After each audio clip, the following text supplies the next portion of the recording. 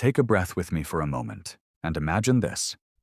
You wake up one day, look at your bank account, and for the first time in your life, you see $10,000, not a million, not even six figures, just 10,000.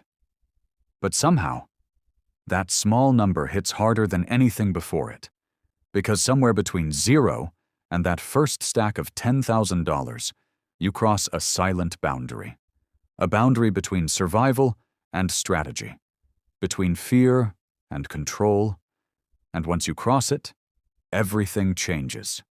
Tonight, we uncover why. Welcome to Moneylens Media. Today, we're breaking down one of the most misunderstood financial milestones in the world. Why your first $10,000 is the hardest, the deepest, and the most transformative money you will ever make. You're about to learn why ancient civilizations feared the first wealth threshold, how your brain literally rewires after saving $10,000, the hidden system advantages that quietly unlock at this level, how $10,000 changes your identity and your behavior, and why the wealthy treat the first $10,000 as the true gateway to long-term wealth. Let's go back, far back. Thousands of years ago, in Mesopotamia, grain was money. And researchers found something astonishing. Farmers who built a surplus equal to $8,000 to $12,000 today began living differently. They took fewer risks. They planned for the future. They lived longer. Archaeologists discovered families above this threshold lived 40% longer. In ancient Rome, crossing 10,000 sesterces changed everything. You became a lacoplex, someone wealthy enough to matter. Converted to modern money, that's about $9,000 to $12,000. And here's the kicker. Citizens above this line received special tax privileges and private access to Roman credit networks. Even in medieval England, saving the equivalent of $10,000 made you a freeman. A status so powerful that freemen sent 3 times more children to school, creating the earliest versions of generational wealth. And in early America, several states required assets equal to $10,000 today just to vote or hold office. Across 5,000 years, the first threshold of stability always converted to the same modern number, somewhere between $8,000 and $12,000. Your first $10,000 is not random. It's ancient. Now let's move to the modern world, because this is where the transformation becomes personal. UCLA neuroscience studies discovered something shocking. The human brain stops linking money to survival fear only after passing a savings threshold between $7,000 and $12,000. That means, before $10,000, money feels like oxygen. After $10,000, money becomes a tool. This is the psychological shift from fear to strategy. Economists call the first $10,000 the activation energy of wealth. Before $10,000, your savings are fragile. One emergency wipes everything. Your decisions are controlled by scarcity. And every dollar is a battle. After $10,000, something clicks. You gain time, you gain breathing room, you gain space to think and plan and move. The Federal Reserve found that Americans with more than $10,000 saved make 60% fewer bad financial decisions. Banks treat you differently. Your credit stabilizes.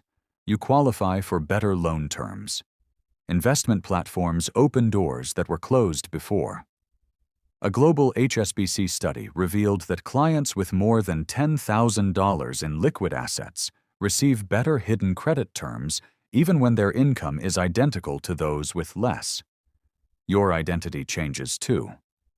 Psychologists call this the reference identity shift. Before $10,000, you hope to build wealth.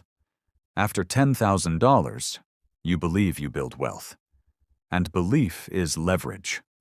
Stanford research shows that crossing your first savings threshold increases your long-term wealth-building probability by 240%, mostly because it changes how you see yourself. Your first $10,000 grows painfully slow. Your next 10 grows faster. Your third begins compounding automatically. Because $10,000 at 10% returns $1,000, but $1,000 at 10% returns only $100.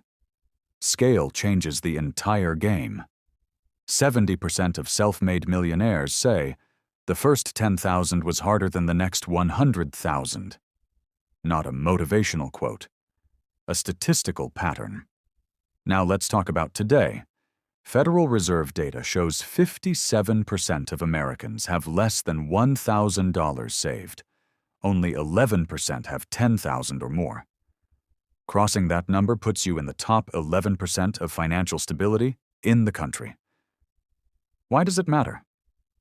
Inflation, debt, emergencies, unexpected bills. Your first $10,000 becomes a shock absorber, protecting you from spirals that pull millions of people under. Households with more than $10,000 saved are 4 times less likely to fall into high-interest debt cycles. And here's what wealthy people do differently. They don't celebrate the first $10,000. They deploy it into index funds, into skills, into small businesses, into income-producing assets. Because they know your first $10,000 is the beginning of leverage, not the end of the journey. So here's the truth. The first $10,000 isn't about the amount. It's about the transformation. It's the moment you stop playing defense and start playing offense.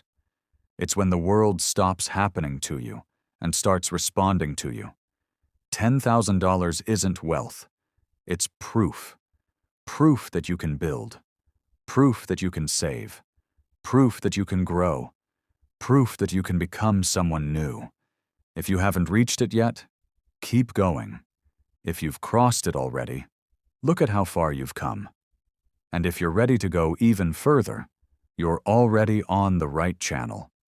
This is Money Lens Media. Make sure to subscribe, and I'll see you in the next one.